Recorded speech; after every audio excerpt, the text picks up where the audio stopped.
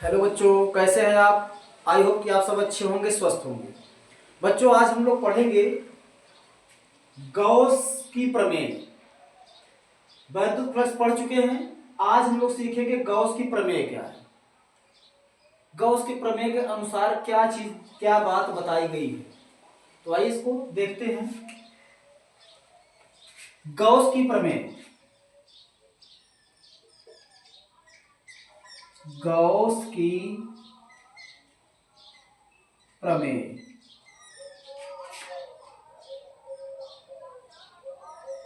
Gauss theorem.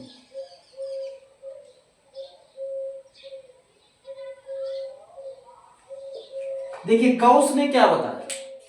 Gauss ने कुछ खास बहुत बड़ी बात नहीं बताई है, लेकिन जैसा कि आप लोग इसके पहले पढ़े हो वीडियो में आप कि वैद्युत फ्लक्स किसको कहते हैं। वैद्युत क्षेत्र में किसी पृष्ठ से गुजरने वाले बल रेखाओं की संख्या को वैद्युत फ्लक्स कहते हैं। अब गॉस ने क्या किया, एकदम एग्जैक्ट बता दिया कि कितनी बल रेखाएं गुजरती हैं। जैसे कि आपको इतना जानकारी है कि वैद्युत क्षेत्र में कोई काल्पनिक पृष्ठ होगा, उस पृष्ठ से गुजरने वाली बल रेखाओं की संख्या को फ्लक्स कहते हैं। लेकिन ये क्लियर नहीं था कि कितनी बल रेखाएं गुजर रही हैं। गॉस ने प्रमेय दिया, नियम दिया, उन्होंने बताया कि मैं बता सकता हूं कि किसी पृष्ठ से कितनी बल रेखाएं गुजरती हैं। तो आइए इसको देखते हैं कि इनका कहना क्या है, गॉस का नियम क्या है या गॉस का प्रमेय क्या कह रहा है। तो गॉस के प्रमेय के अनुसार कोई बंद पृष्ठ हो, बंद पृष्ठ जैसे गेंद हो तो गेंद चारों तरफ से क्या है, बंद है। अलमारी हो चारों तरफ से बंद है, बक्सा हो चारों तरफ से बंद है। मतलब ऐसे बॉक्स, ऐसे क्या कहते पात्र की बात हो रही है जो चारों तरफ से क्या हो, बंद पृष्ठ। गॉस ने जो भी नियम दिया था वो बंद पृष्ठ के लिए नियम दिया था। उन्होंने कहा क्या था, देखिए गॉस थ्योरम क्या कहता है।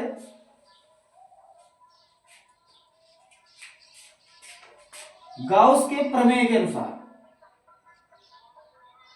गॉस के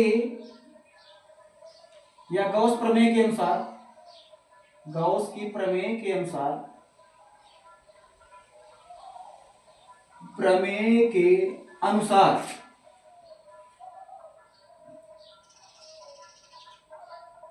गॉस के प्रमेय के अनुसार क्या है, किसी बंद पृष्ठ से गुजरने वाला वैद्युत फ्लक्स, किसी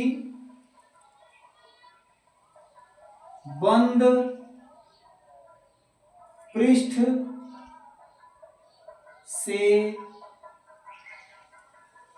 गुजरने वाला वैद्युत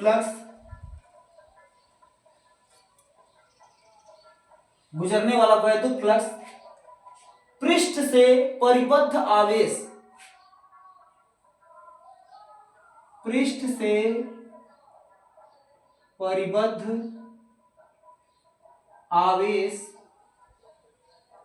परिबद्ध आवेश का 1/ε0 गुना होता है। यही है गॉस की प्रमेय। कोई बंद पृष्ठ हो, समझिए यहां पर ऐसे मान लीजिए बंद पृष्ठ है और इसमें आवेश रखा गया है, 1 आवेश, 2 आवेश, 3 आवेश, कितने भी आवेश रखे गए हों, और यहां पर कोई क्षेत्र हम मान लें, क्षेत्र को हमने मान लिया DA। अब इस क्षेत्र की दिशा किधर होगी, इस पृष्ठ की दिशा किधर होगी, ऐसे हम लोग बाहर की ओर। यहां मान लो अगर हमने Q आवेश मान लिया तो ये Q आवेश के कारण जो वैद्युत क्षेत्र उत्पन्न होगा उसकी दिशा कहां होगी, बाहर की ओर। मतलब क्षेत्रफल की भी दिशा बाहर की ओर अभिलंबवत, और इसके द्वारा जो वैद्युत क्षेत्र लग रहा है उसकी भी दिशा बाहर की ओर। दोनों की दिशाएं क्या है, बाहर की ओर। तो इस पृष्ठ से यहां से जितनी बल रेखाओं की संख्या निकलेगी, यहां से ऐसे मान लीजिए ऐसे निकल रहा है, ऐसे निकल गया, ऐसे निकल गया, ऐसे निकल गया, ऐसे निकल रहा, ऐसे निकल गए, बल रेखाओं की संख्या, इस पृष्ठ से कितनी बल रेखाएं गुजर रही हैं, ये किस बात पर डिपेंड करता है, पूरे इस पूरे पृष्ठ के अंदर जितना भी आवेश है, इस पर बद्ध जितना भी आवेश है, उसका 1/ε गुना होता है, नॉट गुना होता है। यही बात उन्होंने बताया। तो इनके आधार पर अगर हम सूत्र लिखें तो कैसे लिखेंगे, देखिए, अतः गाउस के नियम से परिबद्ध कुल आवेश, अब यहां पर हमने क्या मान लिया, फाई ई, कुल फ्लक्स क्या होगा, कुल फ्लक्स होगा, इसमें दिया गया है बंद पृष्ठ से, अब मान लीजिए कि आवेश था Q, तो एप्सिलॉन नॉट, ये हो गया। या इसी को मैं लिखना चाहूं तो ऐसे भी लिख सकता हूं, बंद पृष्ठ, ये बंद पृष्ठ को दर्शा रहा है समाकलन, बंद पृष्ठ और E dA बराबर, वेक्टर E dA बराबर Q एप्सिलॉन नॉट, ये भी हम लिख सकते हैं, चाहे ये लिखिए चाहे ये लिखिए। अर्थात ये गाउस प्रमेय क्या कह रहा है, गाउस प्रमेय के अनुसार किसी बंद पृष्ठ से गुजरने वाला फ्लक्स, किसी बंद पृष्ठ से गुजरने वाला फ्लक्स उस पृष्ठ पर कुल आवेश का एप्सिलॉन नॉट 1/ε गुना होता है। इतना आपको सीखना है, जानना है, समझ लीजिए। अब इसको हम क्या करेंगे, इसका हम निगमन करेंगे, अर्थात गाउस ने जो नियम बताया, जो क्या कहते हैं गाउस थ्योरम जो है, इसको हम सिद्ध करेंगे कि देखेंगे कि ये इतना आता है कि नहीं, Q/ε आता है कि नहीं आता है। तो इसको पहले आप लोग लिख लीजिए, गाउस थ्योरम क्या है, फिर उसके बाद इसका निगमन पढ़ते हैं, इसकी उत्पत्ति पढ़ेंगे कैसे आया है, नोट कीजिए, फिर मिटा दें इसको।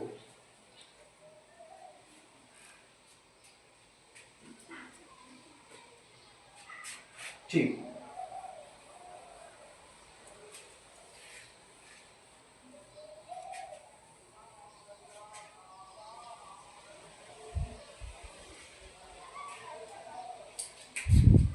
अब हम देखेंगे गाउस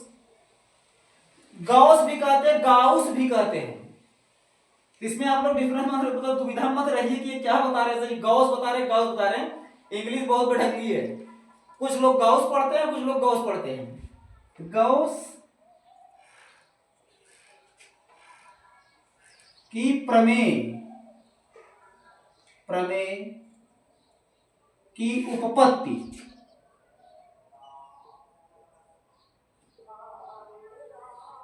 देखिए इसके लिए हमको करना क्या है, जैसे कि बंद पृष्ठ की बात है, गाउस ने जो नियम दिया था वो बंद पृष्ठ के लिए दिए थे, तो हम यहां पे क्या करेंगे, एक बंद पृष्ठ मान लिए ऐसे, और यहां एक आवेश मैंने रख दिया Q, यहां पे एक छोटा सा क्षेत्रफल हमने लिया dA, छोटा सा पृष्ठ लिया है जिसका क्षेत्रफल dA है।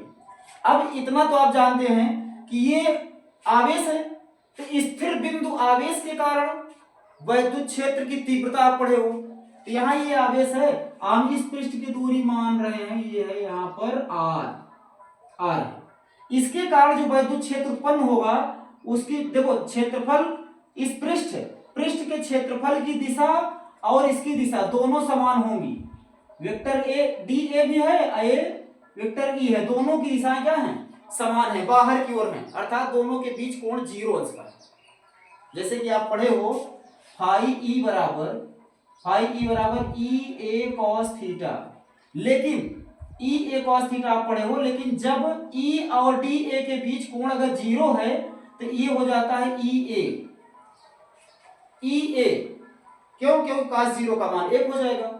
तो इस आधार पे हम इसको हल करेंगे, तो क्षेत्र के बीच कोण का मान आप जानते रहिए, यहां पर यहां लिखेंगे, जैसे कि जो चीज यहां माने हैं उसको लिखेंगे, माना, हाँ ये निर्वात अथवा वायु के लिए है, ध्यान रखिएगा, निर्वात अथवा वायु में कोई बंद पृष्ठ रखा गया हो, तो आइए इसको लिखते हैं, माना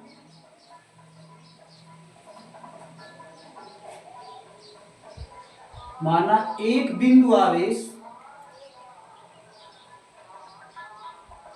या ऐसे करेंगे, देखिए यहाँ पे जो बंद पृष्ठ हम लेते हैं, अब इसको हम गोले के आकार का भी ले सकते हैं, बेलन के आकार का भी ले सकते हैं, ये ध्यान रखिएगा। घन घनाभ के आकार का भी हो सकता है, बंद होना चाहिए बस। तो बंद पृष्ठ है जिसको हम गौसियन पृष्ठ भी कहते हैं।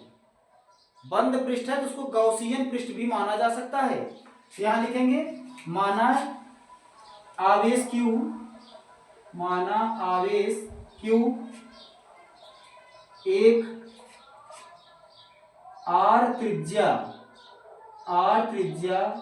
के बंद पृष्ठ के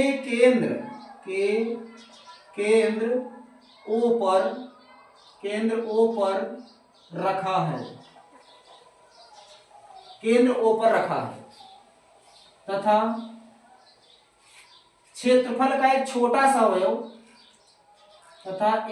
क्षेत्रफल अवयव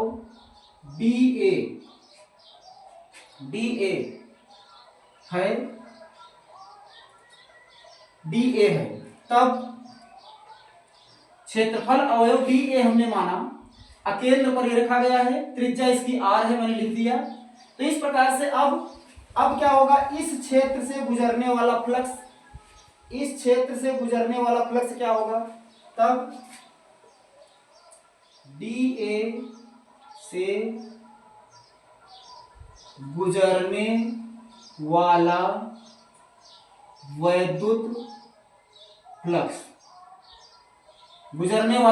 फ्लक्स क्या मानेंगे, इसको d फाई मान लेते हैं, d फाई ई, क्योंकि छोटा सा क्षेत्रफल है तो जो फ्लक्स की संख्या होगी छोटी संख्या होगी, तो इसके लिए मैंने छोटा सा मान लिया। तो ये हो जाएगा फाई ई बराबर हो जाएगा वेक्टर E DA, यहां आ जाएगा cos, हम यहां मानेंगे 0, यहां लिख देना चूंकि E व DA के बीच कोण क्या है, 0 अंश है। बता चुके हैं आपको 0 अंश है, क्योंकि ये भी बाहर की ओर है, इसके द्वारा जो बल रेखाएं निकल रही हैं उनकी भी दिशा बाहर की ओर है, तो इसलिए दोनों का कोण क्या हो, दोनों के बीच कोण क्या होगा, 0 होगा।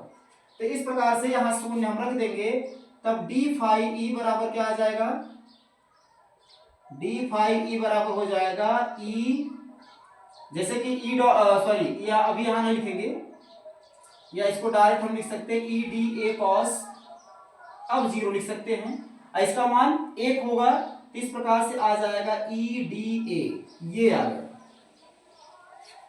तो ये है बच्चों केवल इतने पृष्ठ के लिए, केवल ये छोटा सा जो पृष्ठ लिए है क्षेत्रफल, इसके लिए है। अगर मैं पूरा पृष्ठ लूं तो,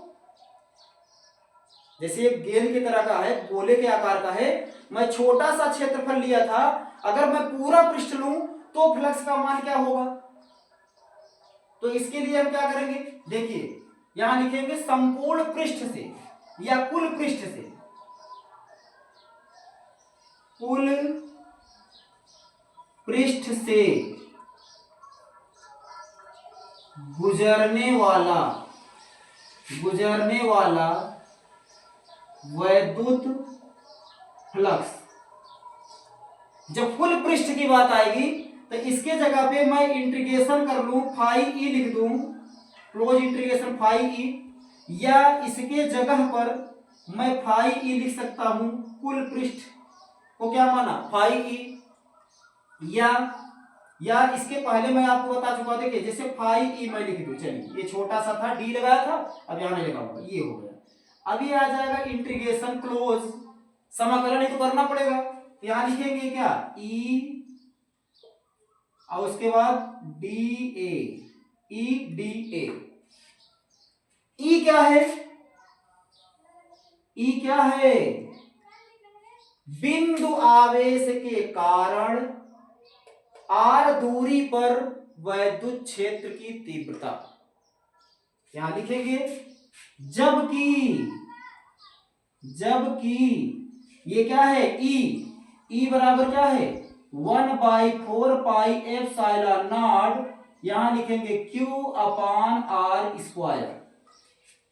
ये आप पहले चैप्टर में ही पढ़ चुके हैं, वैद्युत क्षेत्र की तीव्रता के लिए सूत्र। अतः अब यही मान यहां रख दीजिए, फाई ई बराबर हो जाएगा close integration 1/4πε0 Q upon r square, और इसके बाद यहां आ जाएगा dA इतना। अब इसमें से जो चीज कांस्टेंट है उसको आप बाहर ले लीजिए, जो नियत है उसको बाहर ले लीजिए, जो बदलने वाला नहीं है। तो क्या बदलने वाला नहीं है, देखिए इसमें इसको हम बाहर करेंगे, क्या क्या बाहर होगा, 1/4πε0 Q अपान आर स्क्वायर, ये बाहर हो गया। तो अंदर बचा क्या, क्लोज इंटीग्रेशन dA, ये इतना बच गया। अब क्या करना है, ये क्लोज इंटीग्रेशन है, समाकल है ये छोटे से अवयव dA का, लेकिन ये क्या करता है, ये संपूर्ण क्षेत्रफल को दर्शाता है, संपूर्ण पृष्ठ को दर्शाएगा। अगर ये r त्रिज्या का अगर ये गोला है तो इसका संपूर्ण पृष्ठ क्या होगा, r त्रिज्या का गोला है तो इसका संपूर्ण पृष्ठ का क्षेत्रफल क्या होगा, 4πr² होगा। क्या होगा, 4πr²। तो यहां लिखेंगे, मैं इसको यहां पे लिख दे रहा हूं, यहां लिखेंगे चूंकि क्लोज इंटीग्रेशन dA बराबर क्या होगा, 4πr², इसलिए 4πr² होगा इसका मान। इसलिए अब फाई ई बराबर क्या हो जाएगा, फाई ई बराबर क्या हो जाएगा, यहां रख दीजिए मान 1/4πε0 Q अपान r² इंटू dA का मान क्या है, 4πr²। ये यहां निकल कर आया dA का मान क्या होगा, 4πr² से 4πr² कैंसिल। तो अब क्या बचा, फाई ई बराबर आ गया Q अपान ε0, जो कि क्या है, गाउस थ्योरम। देख लीजिए सिद्ध हो गया, कुछ करना नहीं है। बिंदु आवेश के कारण r दूरी पर वैद्युत क्षेत्र की तीव्रता का सूत्र आप जानते हो। बिंदु आवेश के कारण r दूरी पर वैद्युत क्षेत्र की तीव्रता, E का मान केवल इसमें रख देना है बस। केवल आपको इतना ध्यान रखना है, यहां पर सूत्र EDA cos थीटा होता है, जहां पर थीटा क्या है, E और DA के बीच का कोण है, E और DA के बीच का कोण। लेकिन यहां पर दोनों कोण समान होंगे, क्यों, क्योंकि इसके द्वारा बिंदु आवेश Q के कारण जो वैद्युत क्षेत्र उत्पन्न होगा उसकी दिशा बाहर की ओर होगी, और इस पृष्ठ की भी दिशा बाहर की ओर है, दोनों के बीच कोण 0 होगा। यहाँ हम 0 रख देंगे तो इतना आ जाएगा। अब इसका हम इस प्रकार से समाकलन कर लेंगे, क्यों, क्योंकि ये छोटे से अवयव के लिए, क्षेत्रफल अवयव के लिए वैद्युत फ्लक्स का मान है और हमको पूरा चाहिए। क्यों, क्योंकि गाउस ने बताया कि किसी बंद पृष्ठ से गुजरने वाला कुल फ्लक्स, बंद पृष्ठ से गुजरने वाला कुल फ्लक्स क्या होता है, उससे परिबद्ध, पृष्ठ से परिबद्ध आवेश का 1/ε0 गुना होता है। ये गाउस का नियम था, जिसको कि हमने इस तरह से इसकी उत्पत्ति किया, और इसका निगमन आप सीख लीजिएगा। प्लस एक चीज ध्यान रखिएगा बच्चों, ये मोस्ट इंपॉर्टेंट है, मोस्ट इंपॉर्टेंट है। इसको एक बार, दो बार, तीन बार देखकर खूब रट लीजिए, खूब समझ लीजिए अच्छी तरह से, क्योंकि परीक्षा के दृष्टि से बहुत ही महत्वपूर्ण है। तो इसको समझ लीजिएगा, देख लीजिएगा आराम से, एक बार दो बार, अगर नहीं समझ में आएगा तो। और बाकी वीडियो देखने के लिए धन्यवाद बच्चों, फिर मिलेंगे अगले वीडियो में।